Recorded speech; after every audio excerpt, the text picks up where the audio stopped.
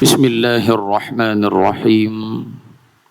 Assalamualaikum warahmatullahi wabarakatuh. Alhamdulillahi rabbil alamin, wassalatu wassalamu ala ashrafil mursalin wa ala alihi wa sahbihi ajma'in. Subhanaka la ilma lana illa ma 'allamtana innaka antal alimul hakim. Qala rabbi shrah li sadri wa yassir li amri wahlul 'uqdatam min lisani yafqahu qawli. Rabbana iftah bainana wa baina qaumina bil haqqi wa anta khairul fatihin. Shadaqallahul aliyyul azim. Amma ba'du. Muslimin dan muslimat yang dirahmati oleh Allah Subhanahu wa taala, bersyukur kehadrat Allah pada petang hari yang barakah ini kita dipertemukan oleh Allah Subhanahu wa taala meneruskan semula pembacaan kitab kita Khulasatun Nuril Yaqin, membicarakan tentang riwayat hidup Nabi kita Muhammad sallallahu alaihi wa ala alihi wa sahbihi wa baraka wasallam. Kita sambung semula pada muka surat yang ketujuh pada perkataan wafatu ummihi. Bismillahirrahmanirrahim. Qala al-muallif rahimahullahu ta'ala wa nafa'ana bi'ulumihi fid darain amin ya rabbal alamin. Wafatu ummihi, kematian bonda Nabi sallallahu alaihi wasallam. Tuwfiyat ummuhu sallallahu alaihi wasallam wa huwa fi sadisati min umrihi wa hiya raji'atun minal Madinah. Ibunya, yakni ibu Nabi sallallahu alaihi wasallam, meninggal dunia ketika dalam perjalanan pulang dari Madinah Al-Munawwarah.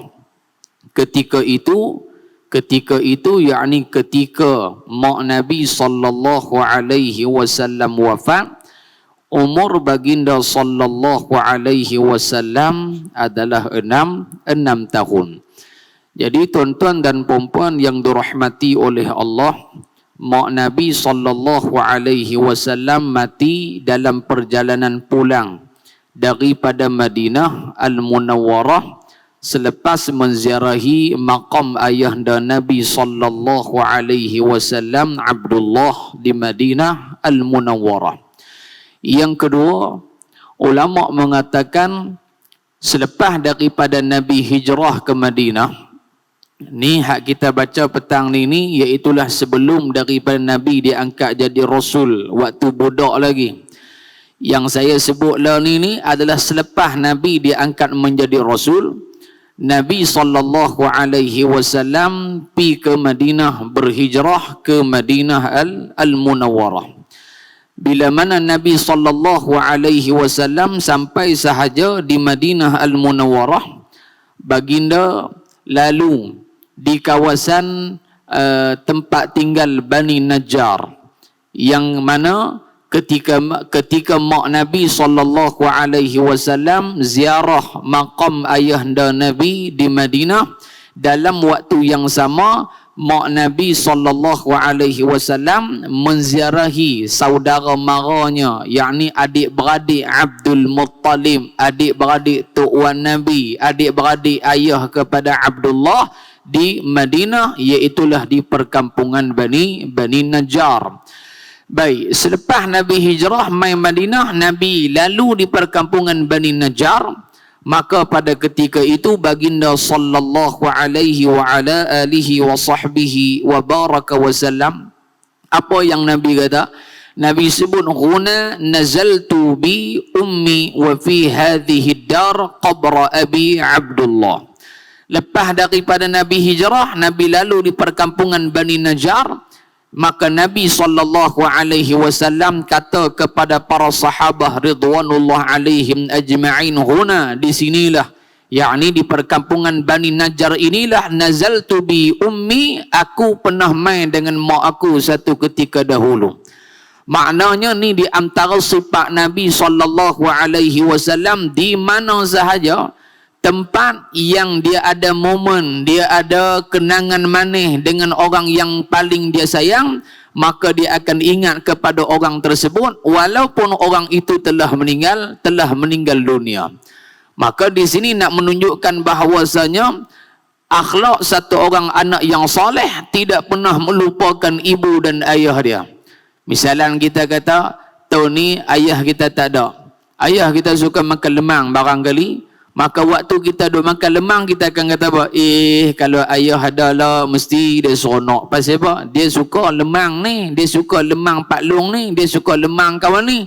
Maka begitulah juga hal keadaan Rasul sallallahu alaihi wasallam. Nabi kata kat sahabat, huna nazaltu bi ummi wa fi hadhihi dar qabra abi Abdullah. Nabi kata dulu waktu aku kecil-kecil dulu, aku main ziarah di sini ni, aku biasa main di perkampungan Bani Najjar. Dan kamu nak tahu wahai para sahabat, di sini jugalah tempat makamnya ayah aku Abdullah bin Abdul Muttalib radhiyallahu taala anhum ajma'in. Baik. Seterusnya kata di sini lagi, wa qad dhahabat ila al-madinati li ziyarati qabri abihi wa ma'aha jadduhu Abdul Muttalib. Ibunya yakni Aminah pergi ke Madinah Al-Munawwarah untuk menziarahi perkuburan bapanya yakni Abdullah, ayah Nabi sallallahu alaihi wasallam. Ayah Nabi mati di Madinah Al-Munawwarah. Berapa lama tempoh mak Nabi dan juga Abdul Muttalib menziarahi makam ayah Nabi sallallahu alaihi wasallam yakni Abdullah? Ulama menyatakan selama 1 bulan Nabi berada di Madinah menziarahi makam ayahanda baginda sallallahu alaihi wa ala alihi wa sahbihi wa baraka wasallam. Maka timbul persoalan, ayah dan mak Nabi ni Islam ke tak Islam? Hak ni dia jadi polemik orang. Ayah dengan mak Nabi ni Islam ke tak Islam? Maka disebutkan oleh para ulama. Di antaranya disebutkan oleh Al-Imam Fakhruddin Ar-Razi rahmatullahi alaih, salah seorang daripada ulama besar, ulama tafsir yang tafsirnya itu yang sangat masyhur, Mafatih Al-Ghaib ataupun digelar sebagai tafsir Al-Kabir. Kata Al-Imam Fakhruddin Ar-Razi rahmatullahi alaih bahawasanya ibu Nabi sallallahu alaihi wasallam disebut bahawa inna jami'a abai Muhammadin sallallahu alaihi wasallam kanu muslimin, bahawasanya mak pak Nabi dan datuk nenek moyang Nabi sallallahu alaihi wa ala alihi wa sahbihi wasallam, kesemuanya mereka ini muslimin, beriman kepada Allah Subhanahu wa taala. Wa mimma yadullu ala dhalika qawluhu sallallahu alaihi wasallam, yang sebagai dalil, sebagai bukti mengatakan tok nenek Nabi dan juga ibu dan ayah Nabi ini beriman kepada Allah. Dalilnya seperti mana hadis Rasul sallallahu alaihi wasallam. Nabi sebut lam azal unqalu min aslabi tahirina ila arhami tahiran. Nabi menyatakan bahawasanya tidaklah aku ini datang daripada tulang sulbi, berpindahnya benih aku ni daripada benih orang yang baik kepada orang yang baik, orang yang baik. Makna baik di sini dia mereka yang beriman kepada Allah Subhanahu wa taala. Dan dalil dalam Quran kata Imam Fakhruddin Ar-Razi, wa qad qala Allah taala innamal musyrikuna najasun, sesungguhnya orang-orang musyrik itu adalah najis. Najis ni bukan najis macam ilmu fiqh hak kita sebut tu. Najis di sini maksudnya najis dari sudut akidah, kepercayaan mereka mensyirikkan Allah, itu adalah najis. mana mustahil Nabi SAW mai daripada keturunan mereka yang tak beriman kepada, tidak beriman kepada Allah Subhanahu wa Ta'ala. Maka ini juga disokong oleh seorang ulama daripada bumi Syam, Al-Hafiz Syamsuddin bin Nasruddin Ad-Dimashqi rahmatullahi alaih, juga menyokong mengatakan ibu dan ayah baginda Nabi Muhammad sallallahu alaihi wasallam, hatta datuk nenek moyang Nabi ke atas, kesemuanya beriman kepada Allah Subhanahu wa Ta'ala. Tu Ustaz dalam hadis sahih menyatakan, Nabi menyatakan bahawasanya abi wa ummi finnar, mak aku berada di dalam neraka Allah Subhanahu wa Ta'ala, ayahku duduk dalam neraka. Itu kan Nabi kata ayahku. Maka yang dimaksudkan dengan ayah Nabi SAW di dalam hadis itu adalah Abu Talib, bapa saudara Rasul SAW. Pasal apa Nabi kata ayah dia? Tak kata pak melakan dia, ammi, pak melakan aku. Kan senang. Nak menunjukkan di sini sayangnya Rasulullah sallallahu alaihi wasallam kepada Abu Talib, sehingga kan dia menganggap Abu Talib itu seperti mana bapa kandung dia. Abu Talib jaga Nabi hampir 40 tahun, susah senang Abu Talib jaga Rasulullah. Walau bagaimanapun Allah Ta'ala mentakdirkan Abu Talib mati dalam keadaan tidak beriman kepada Allah Subhanahu wa Ta'ala. Yang kedua tuan-tuan, ketika mana mak Nabi SAW nak meninggal dunia. Nah, ketika mana mak Rasulullah SAW nak meninggal dunia, disebutkan bahawasanya daripada riwayat daripada Imam Az-Zuhri radhiyallahu ta'ala anhu wa ardah. Daripada Imam Zuhri an Asma' binti Rahmin an ummiha, daripada Asma binti Rahmin, anak perempuan kepada Rahmin, daripada ibunya. Ibu siapa? Ibu Asma binti Rahmin. Qalat, berkata, syahidtu Aminata umman Nabi sallallahu alaihi wasallam. Kata mak kepada Asma ni, ketika mana sampai di Abwa, mak Nabi duk sakit, ketika itu mak Asma ni, syahidtu, aku melihat, aku telah melihat umman Nabi sallallahu alaihi wasallam. Aku tengok sendiri Aminah ketika mana-mana fi illatiha allati matat biha.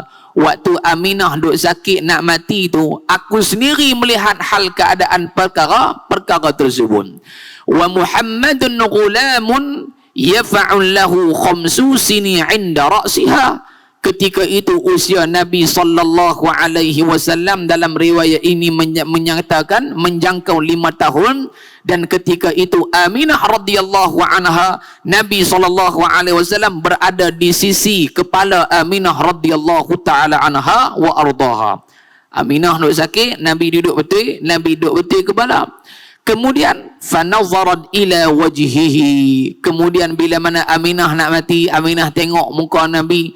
Nah, dia tengok wajah anak dia yang dikasihi Muhammad sallallahu alaihi wasallam. Wa qalat abiyata syi'ri. Aminah berkata kepada Nabi Muhammad sallallahu alaihi wasallam dan berkata kepada orang-orang yang sedang melihat peristiwa tersebut, abiyata syi'ri, iaitulah perkataan yang sangat dibangga-banggakan.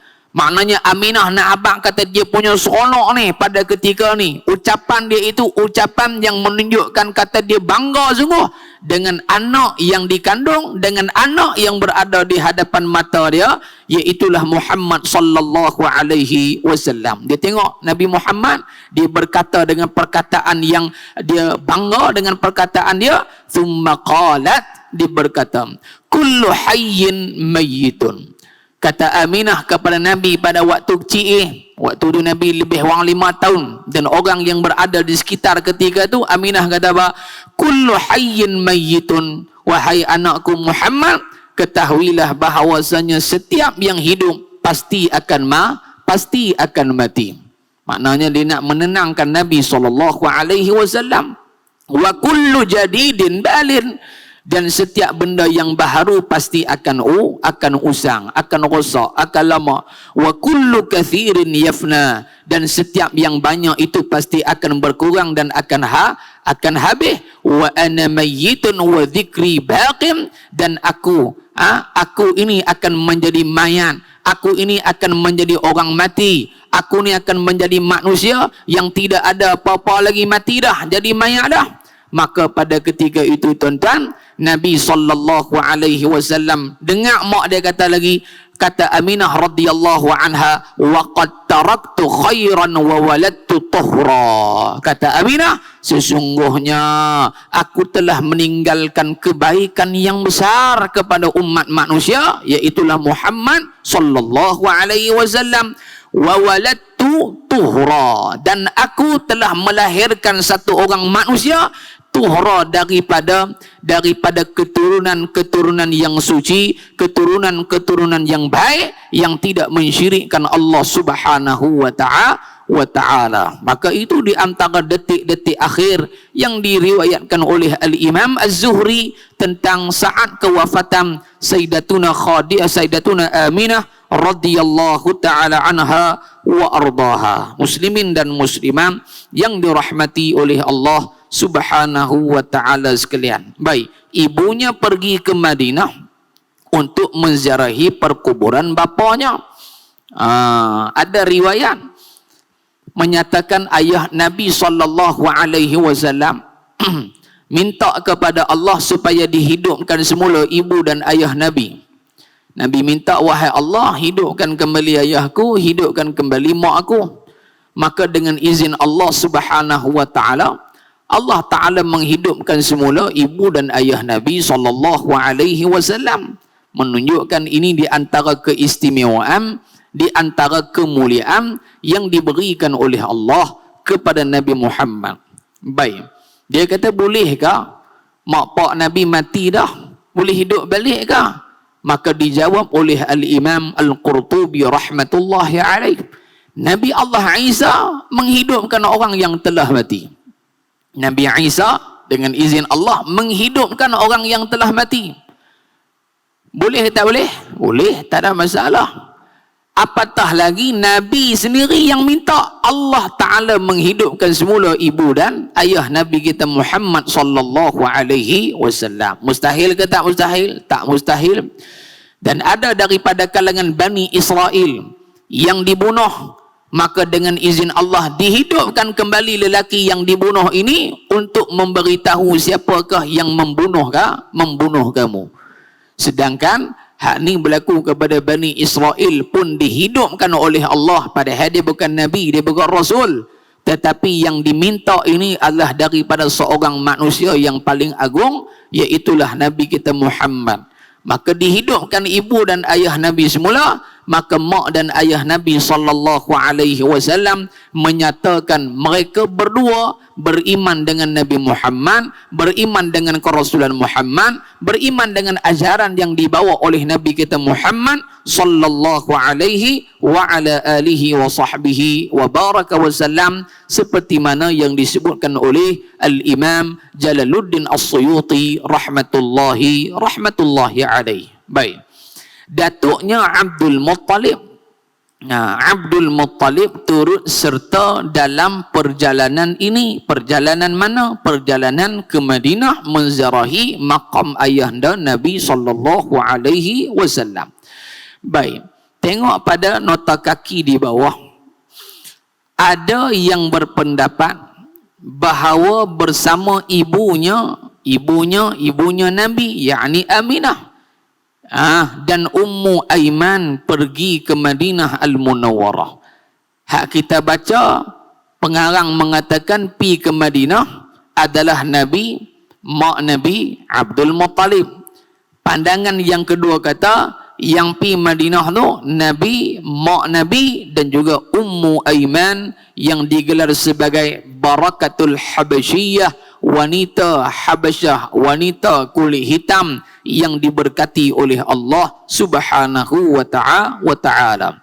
Ummu Aiman ni kulit gelap, orang Habasyah, Ethiopia. Kahwin dengan siapa? Kahwin dengan Zaid bin Harithah. dapat anak nama Usamah bin Zaid bin Harithah.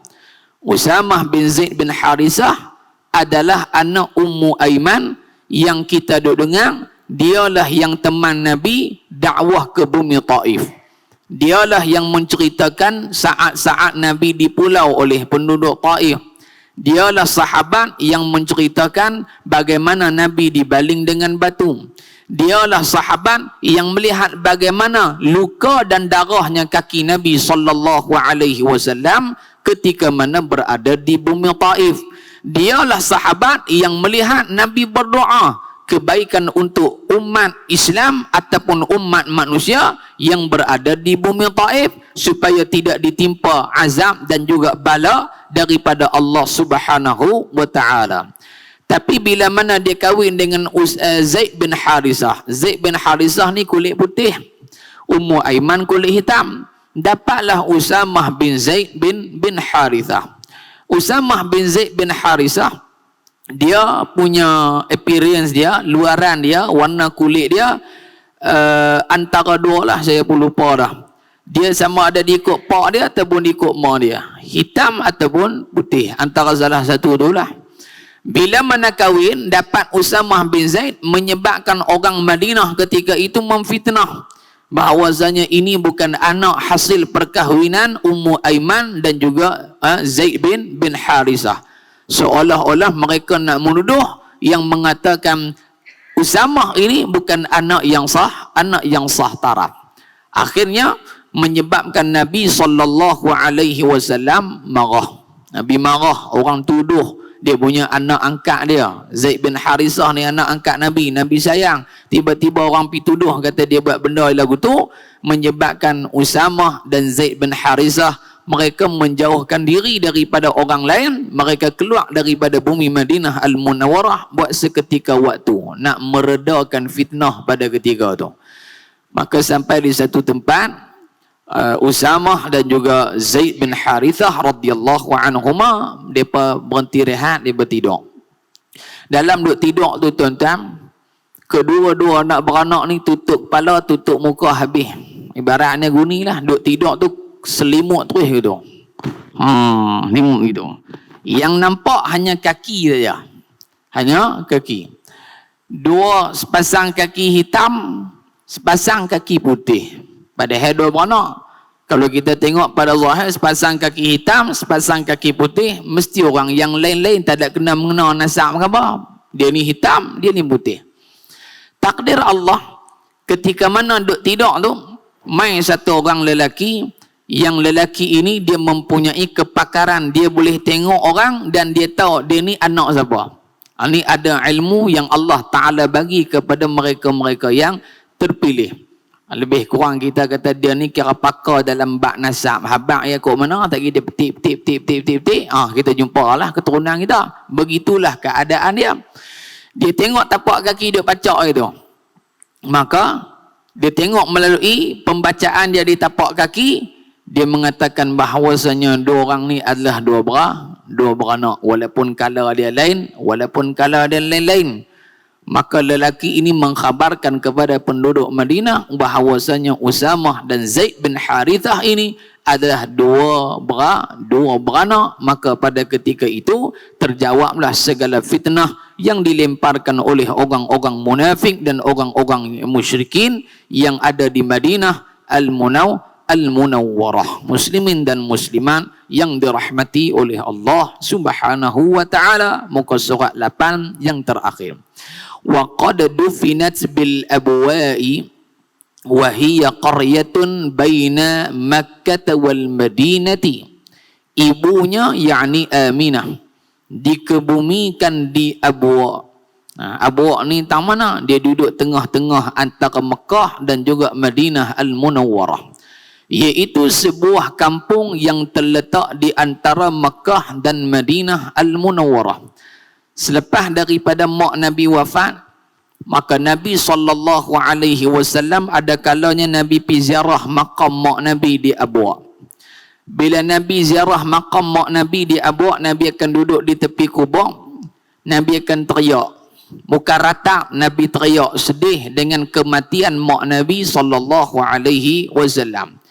Jadi kalau orang kata kita teriak disebabkan kematian, hukum dia haram, tu tak kena. Nah, yang tak boleh, yang tak dibenarkan adalah meratapi kematian. Ratap lain, sedih lain. Sehingga kan Nabi ketika mana anak Nabi Zainab binti Rasulullah meninggal, Nabi teriak. Maka sahabat pun tanya, ya Rasulullah, takkan kamu pun teriak juga anak kamu meninggal? Nabi kata, ni biasa fitrah manusia, dia akan teriak apabila orang yang dia kasih itu meninggal dunia. Jadi bagaimana cara Nabi ziarah makam mak Nabi, dan bagaimana kedudukan cara Rasulullah berada di sebelah makam ibunda Nabi sallallahu alaihi wasallam. Jadi melalui pembacaan, melalui pengajian kita, bahawasanya Nabi kalau duduk pi di makam mak Nabi, Nabi akan duduk di tepi. Tepi bukan duduk atas kubur, duduk tepi kubur. Nabi akan duduk macam ni, macam budak kecil tu. Dia akan duduk macam ni. Tak nak lagi orang berkuliah sang ni lah, angkat pergi kaki-kaki kan. Nak tunjuk ni, Nabi akan duduk tu. Nabi akan duduk dulu ni tuan-tuan. Tanda Nabi sedih. Nabi bukan duduk pi tangkap gambar selfie, tak selfie. Tu bukan dia. Tu umat Nabi. Duduk atas kubur, duduk selfie. Alhamdulillah.